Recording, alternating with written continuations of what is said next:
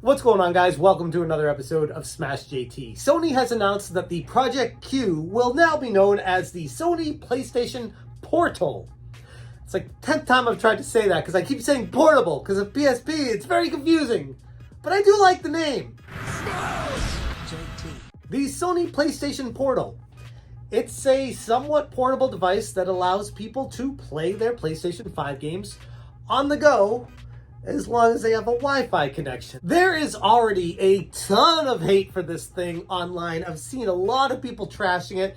People are saying it's unnecessary, useless, I don't know who this is for, XYZ, all the other stuff. And count me as one of those initially. When I first heard of this thing, I was like, cool, but who's it for? Then I heard the price point for it, $199.99 USD. And while more expensive than I would have liked, it's literally the same price as a Switch Lite. You can have one of these and be able to play your PlayStation 5 portably at your house or your friend's house or anywhere with a good Wi-Fi connection that doesn't have a terrible ping. You can play your games and hopefully minimize the lag. But mostly, this is going to be for people that like to multitask and be able to have their TV open while they PlayStation 5 game. Like me, when I watch sports, if I'm watching the baseball game or a football game or a basketball game or whatever, I can play my PlayStation 5 in front of me during the commercial breaks and stuff. And then when I want to watch the game, I can look up and play that instead of having the controller switching back and forth, trying picture in picture, doing all these other things. It does give people the flexibility of the convenience to be able to do multiple things at once. My wife always gets pissed at me when I have my phone out, the TV on, and the game console, the Nintendo Switch out. She's like, pick one. And I'm like, no, I like to have these out just in case I want to play something or do something while I'm doing something else. So I understand the multitasking aspect of this, and I can appreciate what this presents to the end user. Again, the price point might be tough for some people to get over, but again, it's not terrible. I thought it was going to be like $250 or $300, and at that point it would be laughable. $200 kind of feels like a sweet spot for me for it. And for those wondering, yes, of course, I do have an article up on smashjt.com going over all the details of this, and smashjt.com has been doing really well, so I appreciate the support you guys are giving on that site. Check it out if you haven't already, link in the description below. For right now, let's go over the specs of the PlayStation Portal. 8-inch LCD 1080p 60Hz screen. LCD, not OLED. That's something that's gonna have a lot of hang-ups with it. People are gonna get caught on that and not be able to get over that hump of, oh, I wish it was OLED. I get that. That's, to me, one of the highest quality screens you can get. It's something that Sony has dabbled with in the past, and something that costs a tremendous amount more to produce. So they probably went this direction, obviously, to keep the cost down. But again, if that's a deal breaker for you, I totally understand. But it comes with other things as well. Haptic feedback, adaptive triggers, just like the PlayStation 5 controller has. It mimics that on both sides of it. PlayStation Portal connects remotely to your PS5 over Wi-Fi, a 3.5 audio jack, and PlayStation Link wireless technology. The launch date later in 2023 to be determined currently. Something, again, that confused a lot of people is this thing a standalone gaming device? And the answer is not yet. Right now, it's just a screen with a controller that you need to connect wirelessly to your PlayStation 5 to be able to play those games and communicate with the device.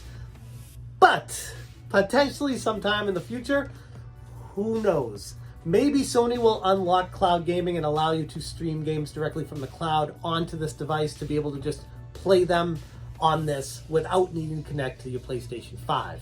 And if that's the case, if it's able to do that, it makes me wonder why Sony didn't unlock it from the start. And the only thing I could come up with is maybe they're worried that this would cannibalize PlayStation 5 console sales if you're able to just get this for $200 and stream games, that you wouldn't need to pay $500+ for the PlayStation 5 console and buy the physical games and buy all the other stuff if you wanted to go that route with it as well. Currently though, the PlayStation Portal is not a cloud streaming gadget for PlayStation Plus premium games. The device is solely for remote play, requiring a PlayStation 5 console for optimal operation.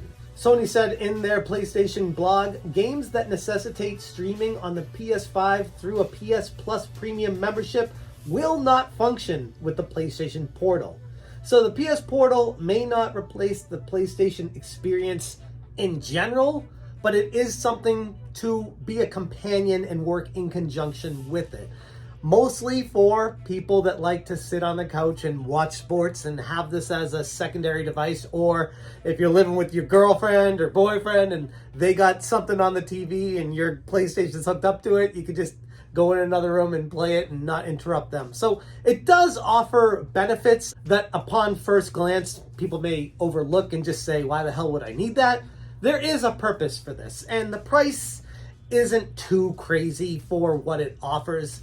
And yeah, it's high, but at the same time, you don't have to buy it. And it's something that I could totally see going on sale eventually for $150 or even less than that once it's been out for a while. So those of you that don't need this right away and have a little bit of patience, it might be the perfect device for you eventually. But that is the PlayStation Portal. A lot of people may not know about the backbone, which is very similar. It connects to a cell phone and allows you to do basically the same thing.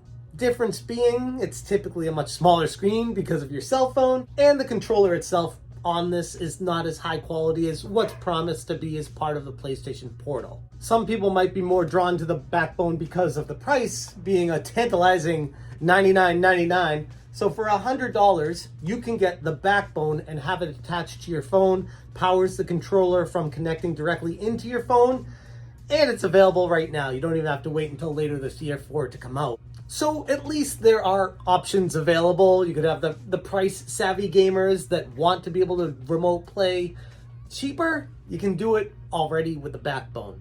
If you want to wait, get the official PlayStation Portal. You can get that for $200. With a bigger screen and what looks to be a more accurate replication of a PS5 controller, you can wait until later 2023 to pick one up for $200. So those are the options available right now, and at least the options are there. If you don't want it, that's fine. I'd be interested to hear what you guys think about this. At least they're somewhat giving you the same option you have with Nintendo and how the Nintendo Switch just props up and you can just play it. So just like with your Nintendo Switch and being able to play that portably, now you can do the same thing with PlayStation 5 as long as you have a good Wi-Fi connection. Currently, we'll see if they enable cloud gaming in the future on this thing. I think that would open up a lot more possibilities and make it a lot more tantalizing to the average layperson.